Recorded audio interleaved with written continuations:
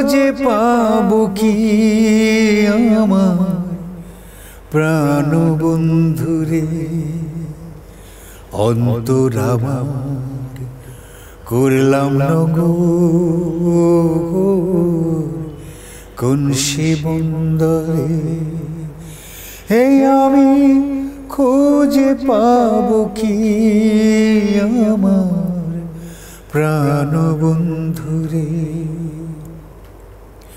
সুখের জলর নদীর জল হইল একাকার,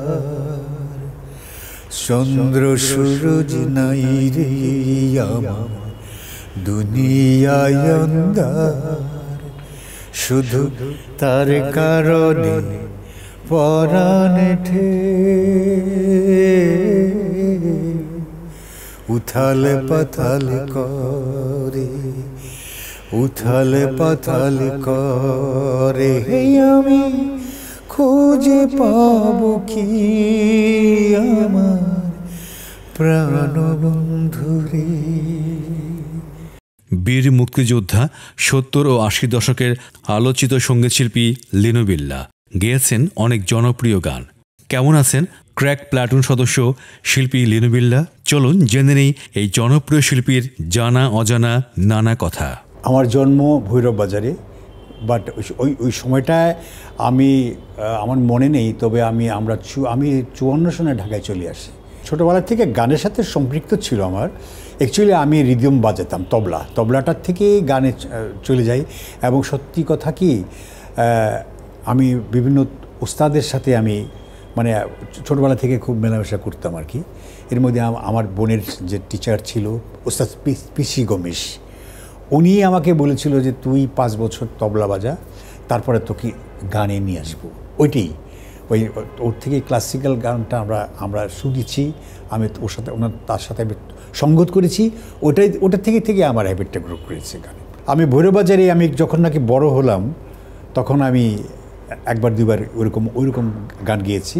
এবং আমার সাথে তখন ওই সময়ের মানে কিংবদন্তি শিল্পীরা ছিল, যেমন আব্দুল আলিম, হ্যাঁ, আব্দুল জব্বার, মোহাম্মদুন নবী, তারপরে অজিত রায়, এই ধরনের শিল্পীর সাথে আমি গান করেছি। তখন আমার বয়স অনেক ছোট, আমি কলেজে ইন্টারমিডিয়েট পড়ি তখন। ওই সময় আমি তাদের সাথে গান করেছি।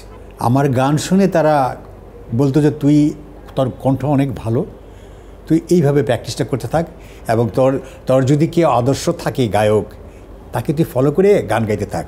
তা আমার আদর্শ একজনই ছিল তখন, 1-2 জন ছিল আর কি, সেটা শ্যামল মিত্র, হেমন্ত মুখোপাধ্যায়, তাদের গান আমি খুব শুনতাম।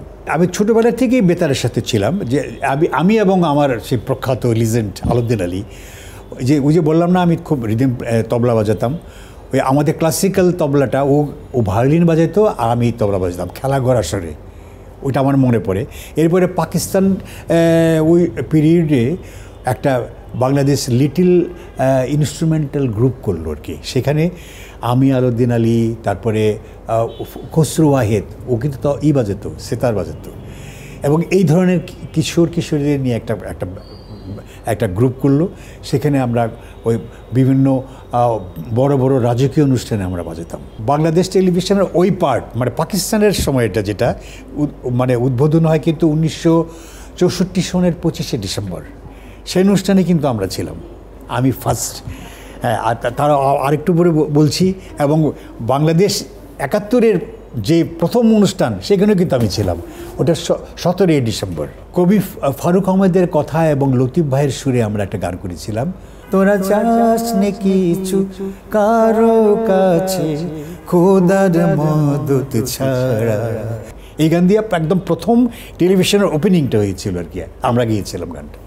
যেভাবে বেঁচে তো আছি গানটা অ্যাকচুয়ালি কিন্তু প্রথমে শিল্পী কিন্তু জাফর ইকবাল, তারপরে শাহনাজ রহমতুল্লাহ, আর 3 নম্বর শিল্পী কিন্তু এটা আমি গানটা কভার সং করতে চাইনি, কিন্তু আলাউদ্দিন আলী আমাকে বললো, অনেক রিকোয়েস্ট করার পরে গানটা আমি করেছিলাম।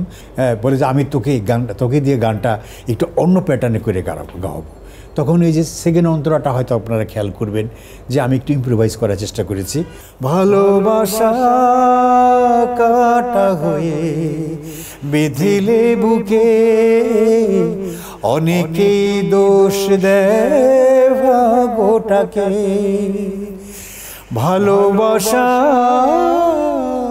কাটা হয়ে বেঁধিলে বুকে, অনেকেই দোষ দেয় ভাগ্যটাকে। যেভাবে বাঁচি বেঁচে তো আছি, জীবন আর মরণের মাঝামাঝি। কাজ করার সৌভাগ্য তো আমার সবচেয়ে আগে বলবো আমার দুলাভাই শহীদ আলতাফ মাহমুদের সাথে। উনি কিন্তু আমাকে গানের জগতে নিয়ে আসলেন এবং বিভিন্ন ছবিতে উনি কোরাস গাওয়ালেন ওই সময় আর কি, ধরেন 64, 5, 6 এই সময় আর কি।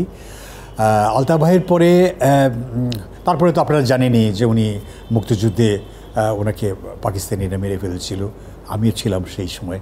এরপরেই কিন্তু আলতাফ ভাইয়ের যোগ্য ছাত্র আলাউদ্দিন আলী, আনপ্যারালাল, তারপরে আনোয়ার পারভেজ, শেখ সাদি খান, তারপরে অনেকেই আছে যেমন সত্য সাহা এবং খন্দকার নুরুল আলমের গান আমি করেছি। আর সমরদার ব্যাপার গানও আমি করেছি, কিন্তু উনি আমার সাথে আর বেশি দিন উনি মানে হয়নি, কন্টিনিউ করতে পারিনি আমরা দুজনে। উনি চলে গেলেন পরপারে। সবচেয়ে বেশি কাজ করেছি আলাউদ্দিন আলী, কিন্তু ওর সাথে কাজ আরও আমার অনেক বেশি করার কথা, কারণ জীবনের প্রথম গানই কিন্তু ওরা আমি করি। হ্যাঁ, এবং ওরও প্রথম গান এবং আমারও প্রথম গান, সেটা হচ্ছে ও আমার বাংলা মাতর। হ্যাঁ, এই গানটার সুরকার ছিল, গীতিকার ছিল আবুল রহমান ফখরুদ্দিন, এবং এই গানটা কিন্তু প্রথমে আমি বিটিভিতে গাই। ও আমার বাংলা মাতর আকুল করা রূপের সুধায়, হৃদয় আমার যায় জুড়িয়ে, ও আমার বাংলা মাগো। মেলোডি কথা মেলোডির সুর হয়, ওই ধরনের আমার গান করতে খুব ভালো লাগে। যেমন যেভাবেই বাঁচি, এবং আলাউদ্দিন আলীর অনেক আরেকটা গান আছে, আমি আজ হেরে গেলাম তোমার ওই দুয়ার থেকে ফিরে এলাম, আমি আজ হেরে গেলাম। এই গানটা আহমেদ ইমতিয়াজ বুলবুলের দ্বিতীয় গান। প্রথম গানটা তো আমার স্ত্রীকে নেওয়া, আর জীবনের প্রথম গান গীতি কেমন আছো, এটা নিয়ে তো আমার বিরাট কেলেঙ্কারি হয়েছে। তারপরে এই গানটা গাইতে গিয়া আমি পদে পদে মানে কী বলে হেনস্থা হয়েছি, কিন্তু মানে আমার স্ত্রীর ফ্যামিলি থেকে কিন্তু এটা খুব অ্যাপ্রিসিয়েট করছে। আমাকে তখন বলছে ভীষণ সাহসীও, গীতি কেমন আছো, এই আসলো, বুঝছেন।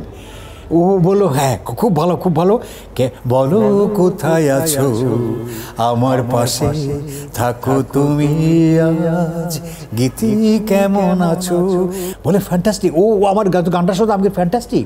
হ্যাঁ, তারপর আমি ফোন করলাম, গীতা আমি তোমার নামে একটা গান করতে চাই, তোমার কোনো অসুবিধা আছে? ও বলে না, আমার কোনো অসুবিধা।